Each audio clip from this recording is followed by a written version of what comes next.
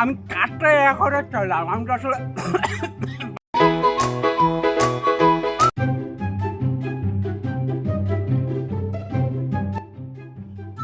বাবা ওটা খয়রাত দাও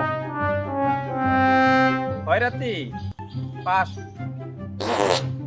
বাবা আপনি কাটা আপনি কোন দাবিতে পাস চাইতেছেন আমরা তো ঠিক চিনলাম না সেন্ট্রাল ঢাকা সেন্ট্রালের খয়রাত কমিটি জয়েন্ট সেক্রেটারি আমি।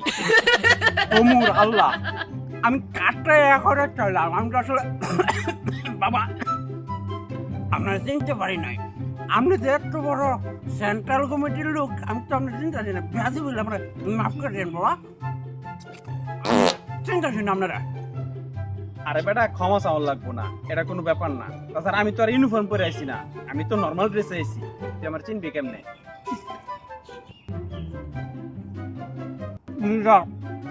আমার সেন্ট্রালের দিকে একটা ব্যবস্থা করে দেবে না আমি শুরুতে আমার স্বপ্ন আছিল আমি ঢাকার দিকে খয়রাত করবো একটা সুযোগ করে দেন এটা আমারে আচ্ছা দেখ মনে কি করা যায়, তুই আমার সাথে যোগাযোগ রাখিস, দেখি কিছু একটা করে দিতে পারি কিনা।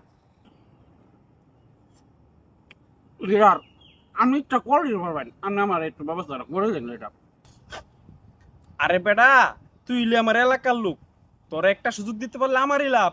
সামনে আবার সেন্ট্রাল কমিটি নির্বাচন হইব, তোরে যদি আমি একটা সদস্য করে দিতে পারি তাহলে তো আমারই লাভ, আমার একটা ভোট বাড়লো। বুঝতেছিস না? সামনে আবার আমি সেক্রেটারি পদপ্রার্থী, তোর একটা ভোট বাড়লে আমার একটা জোর বাড়লো না এলাকার লোক। তুই চিন্তা করিস না, তোর একটা সুযোগ করে দেওয়ার ব্যবস্থা আমি করতেছি।